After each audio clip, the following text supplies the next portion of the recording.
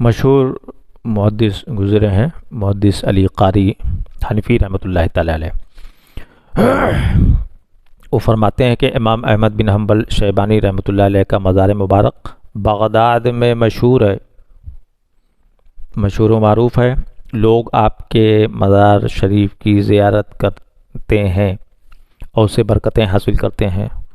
آپ کے وصال کے 230 سال بعد کسی بزرگ نے کشف سے دیکھا کہ آپ کا کفن بھی صحیح سالم ہے، پرانا نہیں ہوا ہے، اور آپ کا جسم مبارک بالکل صحیح حالت میں ہے۔ یہ مرقات شرح مشکات جلد 1 صفحہ 22 پر یہ واقعہ ذکر ہے۔ اور پھر وہی شیخ عبدالحق محدث دہلوی رحمۃ اللہ تعالی علیہ، ہم ان لوگوں کا نام کیوں لے رہے ہیں؟ نام اس لیے لے رہے ہیں کہ یہ قرآن اور حدیث کے سنت کے زیادہ سمجھنے والے تھے، تو ہمیں ان سے دین سیکھنا ہے۔ تو شیخ عبدالحق محدث دہلوی رحمۃ اللہ علیہ فرماتے ہیں کہ امام شافعی رحمۃ اللہ علیہ نے ارشاد فرمایا کہ امام موسیٰ کاظم رحمۃ اللہ علیہ کا مزار دعا کی قبولیت کے لیے تجربہ شدہ تریاق ہے۔ اشعۃ اللمعات جلد اول باب زیارت القبور صفحہ 715 پر ہے۔ تو ان لوگوں سے حاصل تو یہی نکلا کہ بڑے بڑے ہمارے اکابر، بڑے بڑے فقہا، بڑے بڑے محدثین سب اس کو صحیح مانتے تھے اور قرآن اور سنت کے خلاف نہیں مانتے تھے۔ مشہور محدث ایک اور بھی گزرے ہیں بھائی، محدث ابو حاتم رحمۃ اللہ تعالی علیہ، 327 ہجری متوفی ہیں۔ وہ فرماتے ہیں کہ امام علی رضا رحمۃ اللہ تعالی علیہ کے مزار مبارک کی برکتوں کے متعلق فرماتے ہیں، شہر طوس میں قیام کے دوران مجھے جب بھی کوئی مشکل یا پریشانی پیش آئی، کون کہہ رہا ہے؟ محدث ابو حاتم رحمۃ اللہ علیہ فرماتے ہیں کہ شہر طوس میں قیام کے دوران مجھے جب بھی کوئی مشکل یا پریشانی پیش آئی، میں نے امام علی رضا رحمۃ اللہ علیہ کے مزار مبارک پر حاضری دی اور اللہ تعالیٰ سے دعا کی وہ مشکل یا پریشانی دور ہو جائے۔ میری وہ دعا ضرور قبول ہوئی۔ اور فرماتے ہیں کہ یہ ایسی حقیقت ہے جسے میں نے بار بار آزمایا، یہی کام بے نہیں ہم لوگ مسلمان لوگ کرتے ہیں۔ تو گویا محدث ابو حاتم رحمۃ اللہ علیہ نے بار بار امام علی رضا رحمۃ اللہ علیہ کے مزار مبارک پر دعا کر کے دیکھا، ہر بار اپنی دعا کو مقبول دیکھ کر یہ نظریہ قائم کیا کہ یہ مزار دعا کی قبولیت کے لیے اکثیر مجرب ہے۔ اور بھی اسی حوالے سے عارف ربانی امام ابو القاسم قشیری رحمۃ اللہ علیہ متوفی 465 ہجری فرماتے ہیں کہ حضرت معروف قرخی رحمۃ اللہ تعالی علیہ، حضرت معروف قرخی رحمۃ اللہ علیہ بڑے مشہور ہیں نا، کرخ میں آپ کا مزار ہے، 201 ہجری متوفی، بزرگ ترین مشائخ میں سے تھے نا، آپ کی ہر دعا قبول ہوتی تھی جب زندگی میں تھے۔ آپ کے مزار مبارک کے توسل سے لوگ شفا پاتے ہیں۔ اہل بغداد کہتے ہیں کہ حضرت معروف قرخی رحمۃ اللہ تعالی علیہ کی قبر تریاق مجرب ہے۔ رسالہ قشیریہ میں یہ لکھا ہے۔ اور محدث ابن جوزی رحمۃ اللہ تعالی علیہ نے بھی تحریر کیا ہے، محدث ابن جوزی رحمۃ اللہ تعالی علیہ نے بھی تحریر کیا ہے کہ حضرت معروف قرخی رحمۃ اللہ تعالی علیہ کی قبر اکثیر مجرب ہے۔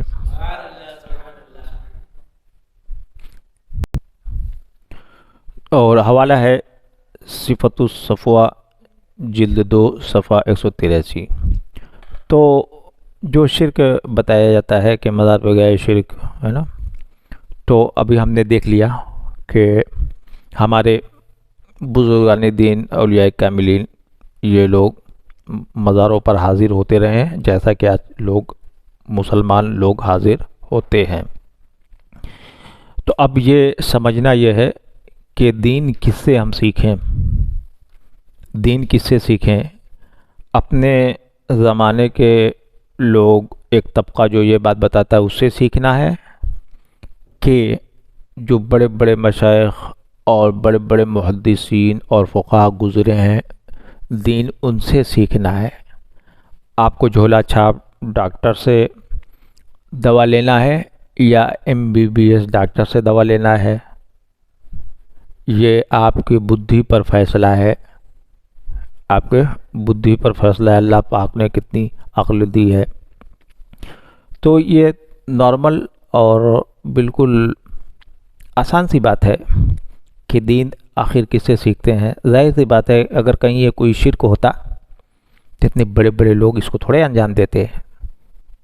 تو پتہ چلا کہ قبروں کو جانا اور وہاں پر اپنی حاجت پیش کرنا یہ سب کوئی شرک وغیرہ نہیں ہے۔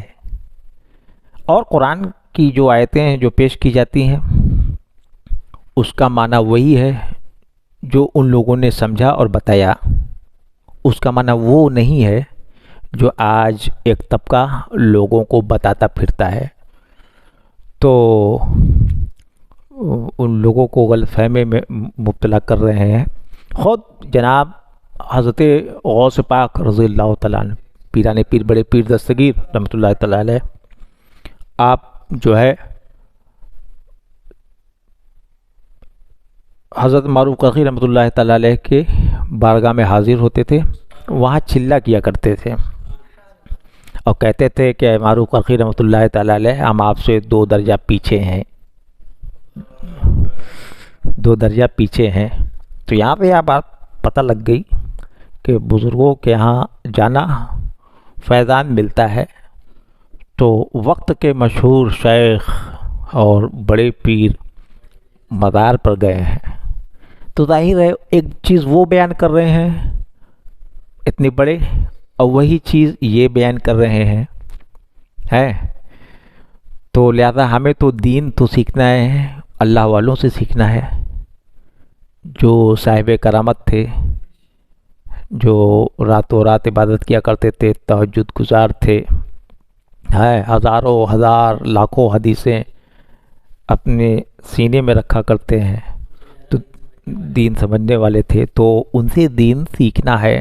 نہیں ہے کہ جس کو کوئی حدیث بھی نہیں یاد ہے، کچھ نہیں، بس جو سنا بتاتا پھرتا ہے اس سے۔ تو لہذا اللہ تبارک و تعالی ہم سب کو دین کی صحیح سمجھ اور صحیح سیکھ عطا فرمائے اور بزرگوں کے نقش قدم پر چلنے کی توفیق عطا فرمائے۔ اور اللہ تبارک و تعالی نے تو خود ہی فرمایا نا، فَإِنَّ اللَّهَ هُوَ مَوْلَاهُ وَجِبْرِيلُ وَصَالِحُ الْمُؤْمِنِينَ وَالْمَلَائِكَةُ بَعْدَ ذَلِكَ ظَهِيرٌ۔ تو دیکھیے یہ آیت جو گزری ہے تو اس میں کیا ہے کہ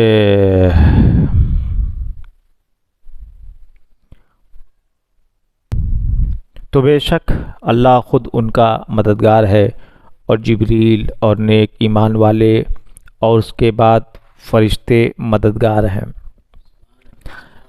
تو یہ بات تو قرآن پاک میں ہے نا کہ فَإِنَّ اللَّهَ هُوَ مَوْلَاهُ وَجِبْرِيلُ وَصَالِحُ الْمُؤْمِنِينَ وَالْمَلَائِكَةُ بَعْدَ ذَلِكَ ظَهِيرٌ۔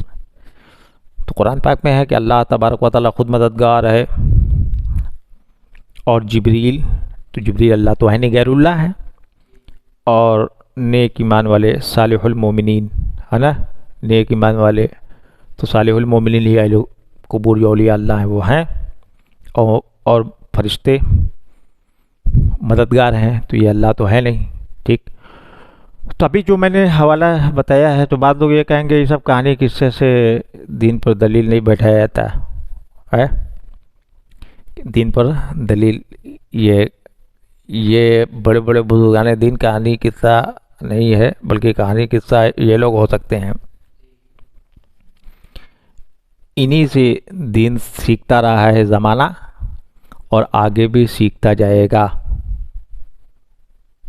انشاءاللہ، اور اسی پر ہم سب لوگ قائم رہیں گے۔ وآخر دعوانا الحمدللہ رب العالمین۔